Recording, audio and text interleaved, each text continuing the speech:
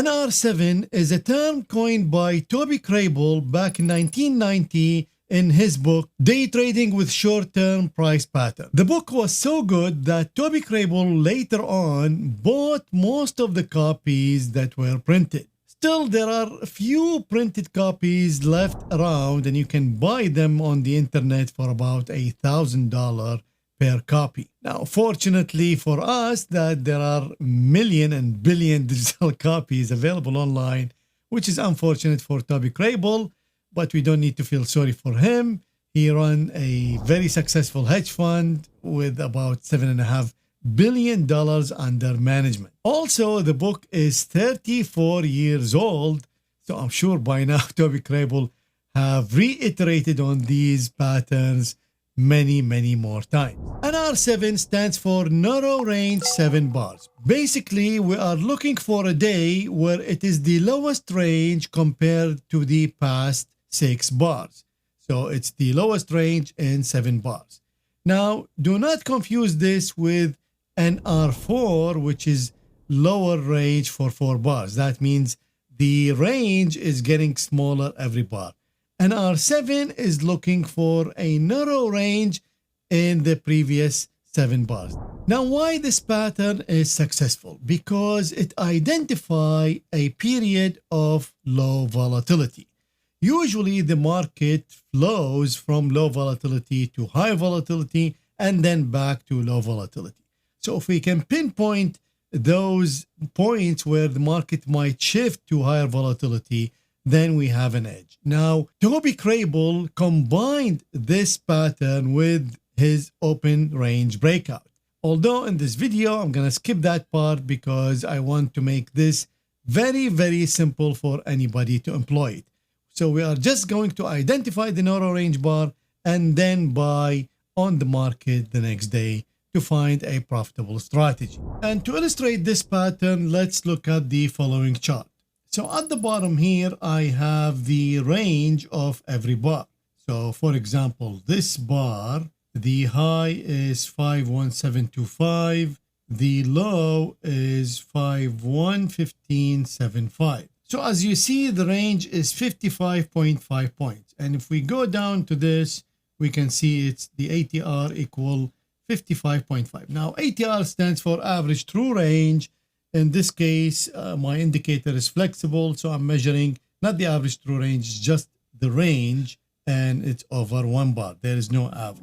And when you look at this indicator, you can plot this indicator in any charting platform, and then basically what you are looking is the lowest point in the past 7 bars. So you can easily do this visually, like you can count, for example, this bar here, this low, is the lowest of 1, 2, 3, 4, 5, 6, and 7. It's even lower than 8 bars. So this point here, this is the lowest. And we can see here it's highlighted. So the yellow bars here are highlighting the narrow range in the previous 7 bars.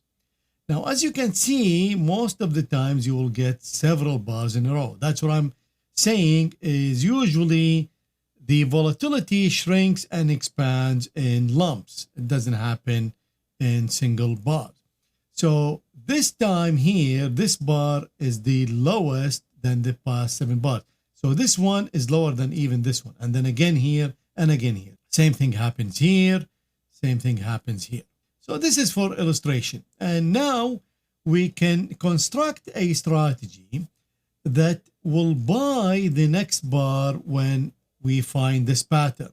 And now the strategy is applied. So basically every time we encounter a narrow range that is the narrowest of the 7 bars, including this bar, so this bar compared to the previous 6 bars, then we will buy next bar. And I have a fixed exit of 3 bars. So we are holding for 3 bars. So every time it happens, I buy next bar, exit after 3 bars, and so on and so forth.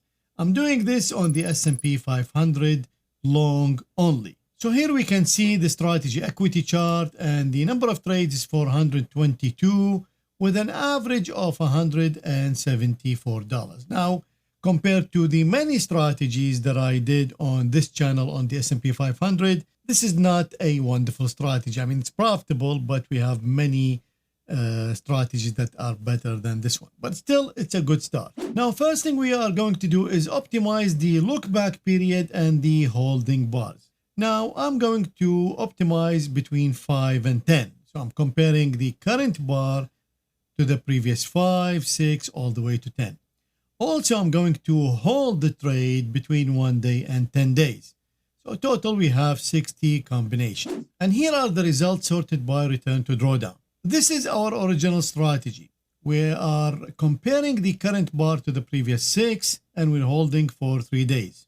And when we are sorting by return to drawdown, the strategy is number 3-5. So we can find a better strategy. Obviously, holding more days will produce more profits, but also if we compare to more bars, we get better results. So this is 6, and then all these are better. So comparing to the previous 9, 8, 10, which makes sense because that means we are taking longer period to shrink the volatility. And all these are very close in terms of performance. They're all in the 60s except for this one. And then all of them making $100 and something thousand. The average trade is really good. Remember, we had 170 originally. And just by increasing the number of bars, we can get much better results. Now, since I will use a filter to enhance the strategy, I'm going to look for more trades. So maybe this one is good. So we are comparing the current bar to the previous 8 bars. And if it's the lowest range, we will buy and we will exit after 4 bars. That will give us 336 trades with an average of $382. Now, this optimization uses my market regime filters. My market regime filters are proprietary code, and they are given to my Algo Trading Masterclass students. They are basically direction and volatility filters. And I have about 240 patterns using these filters. So if I sort by return to drawdown, and we can easily find much better strategies using a single position with a filter. So for example, look at this. Even though we are making same amount of money, but we slashed our drawdown by a lot. Same thing here. We are making almost the same amount of money, but we slash our drawdown. But we have strategies that are making more money, and still our return to drawdown is better than the original. If you are a regular viewer of the channel, you know I usually say mostly on the top is volatility filters. And in this case, it's not.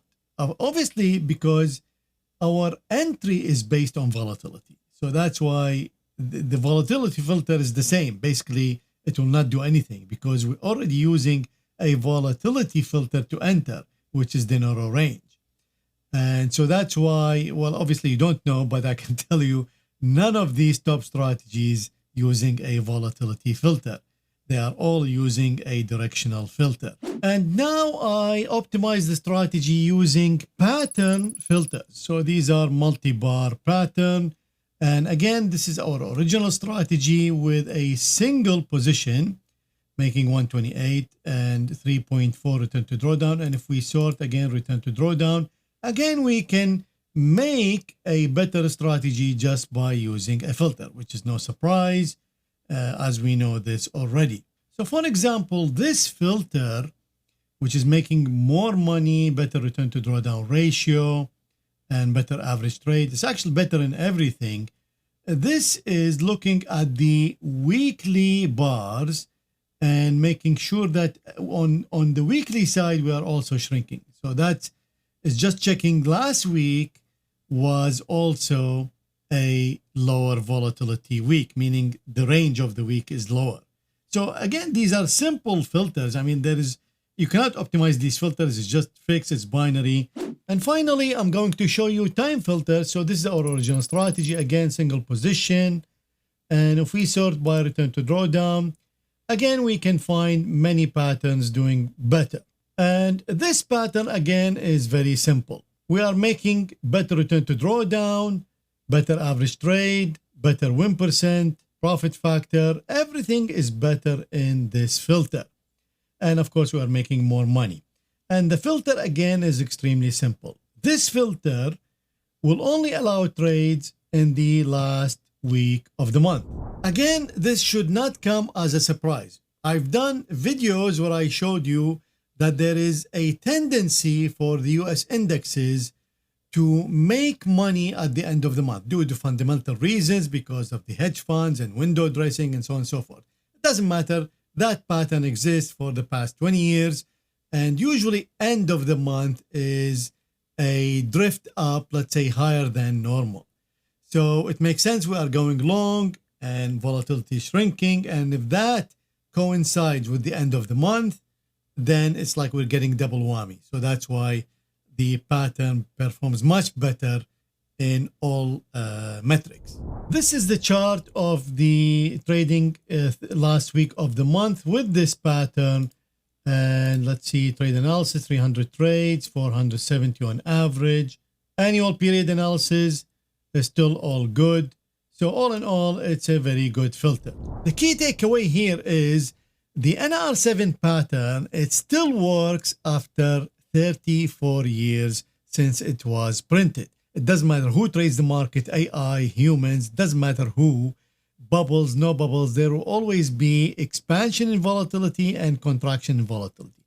And if you can pinpoint those times, then you can make money off of them. To learn more about Toby Crabel's pattern, watch this video and I will see you there.